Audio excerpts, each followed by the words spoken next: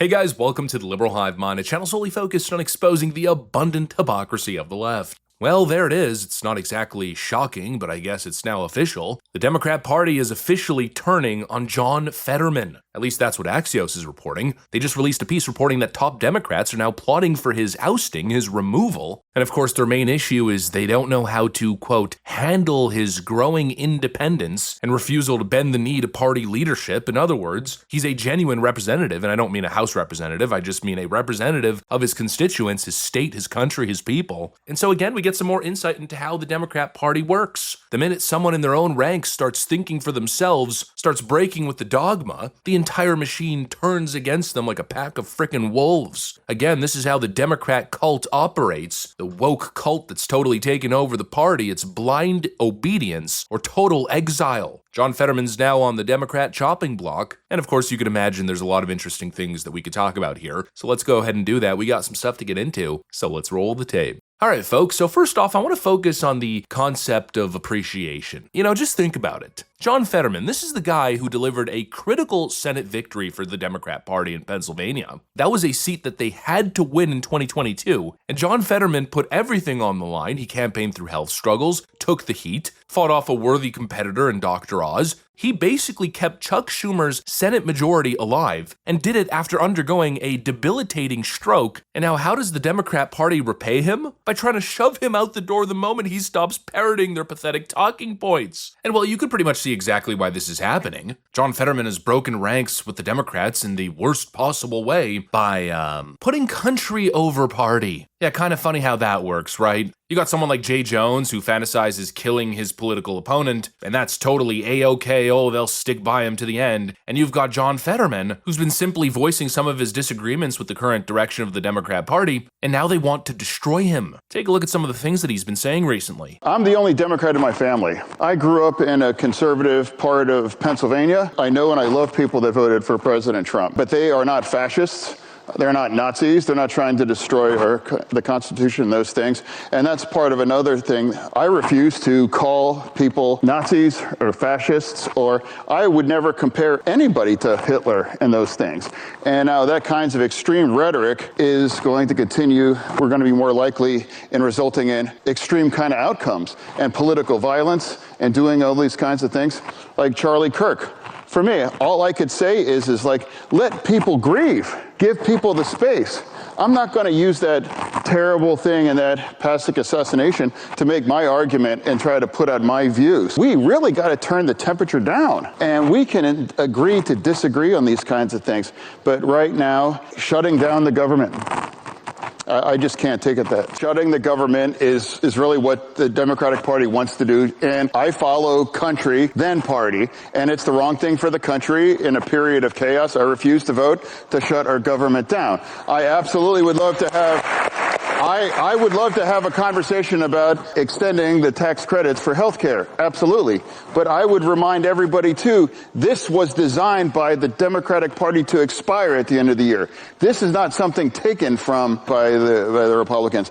They were designed to expire. Now, let's have a conversation to extend it and not shut our government down. If you're thinking about winning the election, that's all going to come down to 7 or 8 states. That's really that matters. And I would like to remind everybody, because we all know Trump ran the table, all of those kinds of states. And now you can't ever forget, these are the states that are going to determine who's going to be the next administration. A lot of the things, the extremism that people turned their back in 24, and that's how we kind of came up short. I campaigned for thousands and thousands of miles across Pennsylvania for Vice President Harris, and it was going to be incredibly difficult. You could just feel the energy there, and people really have connected there at a very fundamental level. And that's what I tried to explain to my party, and I'm trying to explain to the party right now. It's like, this is why we lost. And this is where we need to be to continue to win for these things. And there are parts of extreme things emerging clearly on those things.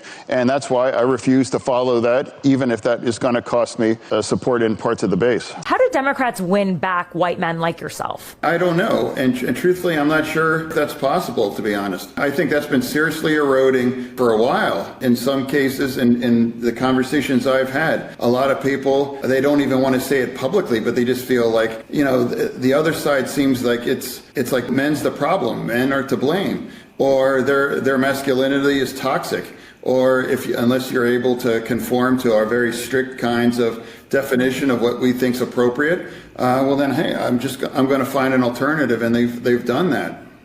That's absolutely true.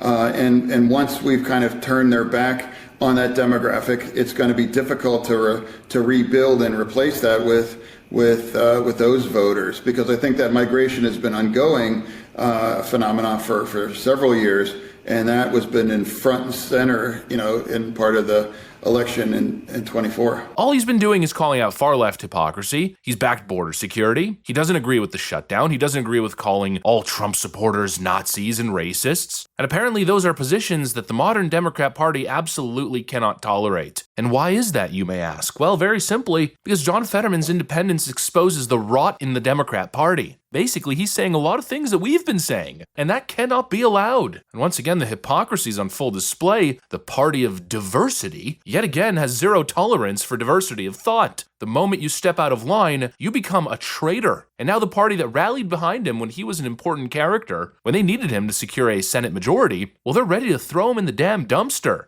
The moment you voice an opinion that in many ways is actually important, self-critical, looking at what your party's doing wrong and trying to move in the right direction, the moment you offer good advice in the Democrat Party, you're labeled as a traitor. Toe the line or we will destroy you. That's the message. That's what they did to Bernie Sanders. That's how they got him to fall in line. And once again, that's how the party runs, right? It's top down. It's authoritarian. Democrat leadership is terrified of authentic voices. Grassroots energy is smothered. Independent thought gets punished. And real, genuine representation for country and for the constituents that you represent, of course, that must be replaced with party scripts written by the consultants, the donors. Push the rhetoric, and that's it. We've seen this happen time and time again. The Democrat Party is a cult. Ask Tulsi Gabbard, ask RFK Jr., ask Kirsten Sinema, ask Joe Manchin, and now, of course, John Fetterman. Be a marionette for the puppet handlers, or you are done. And honestly, not only do I think it's disgusting and it's the wrong way to run a political movement, but I think more importantly, it's bad strategy. I mean, the reality is John Fetterman is a beast. And considering my political leanings, I think that's quite the compliment, but the reality is, this guy's been incredibly authentic. He's extremely popular in Pennsylvania. He's loved by Democrats, by independents, and even Republicans have respect for this man. He shows up, he talks straight, he's not afraid to say what's actually on his mind. And so the idea that the Democrats would now go to war against this man, it just seems stupid, honestly. I think John Fetterman could probably outperform a Democrat on the ticket running as an independent. And what happens if he decides to flip sides? What if he does go independent? What if he does announce that now he's joining the Republican Party? That'd be a nuclear bomb for the Democrats. Imagine the optics. Imagine the working class guy in the hoodie who's a straight shooter and tells it like it is. The man sitting in one of the most high-profile Senate seats in one of the most important states in the country. That guy walking out on the Democrat Party because he's sick of the lies and elitism. That would be devastating. Pennsylvania is a battleground state, and Democrats need it badly, and they're losing it slowly but surely. A Fetterman exit, even symbolically, I think would send a message across the board, across the Rust Belt, that the Democrat Party no longer represents regular people. What they're up to right now, I mean, it's frankly disgusting. I think it's disloyal, and it proves everything that we have said all along. The Democrat Party doesn't serve the people, they serve themselves. And Fetterman is doing something really rare here in politics. He's telling the truth. He's speaking like a human being. And so it begs the question, if Democrats are going to continuously destroy anybody in their party with a shred of authenticity, how can they ever build a future? How can you build a future if all you do is destroy the most authentic people in your party and anybody who builds grassroots energy? I mean, how are you supposed to find the next Obama? Now, of course, I'm not saying that Obama was great, but I'm saying the next Obama in the sense of the next charismatic leader who's going to actually lead your party to electoral success if all the rising stars in your party get crushed the moment they go off script. And kind of ironic coming from the party that keeps talking about saving democracy. Ooh, democracy this. We're fighting authoritarianism, says the people who can't even tolerate free thought in their own ranks. They demand total submission, no charisma, no originality, just a bunch of plastic, empty frickin' suits, mannequins. You know, I'm not saying John Fetterman is presidential material. I don't think that's his place. I think he's more suited for the job of a senator. But we've seen it time and time again. Anytime somebody wants to break the mold a little bit, introduce actual reform, change to the Democrat Party, new ideas, the entire apparatus, like a bunch of white blood cells, start attacking that person as if they're a virus. And it seems all in preservation of the status quo, all in preservation of what is currently not working for them, all to preserve the establishment so they could keep running the same unpopular candidates over and over again. Here we go again. Gavin Newsom. Ooh, Pete Buttigieg. Ooh, Kamala Harris.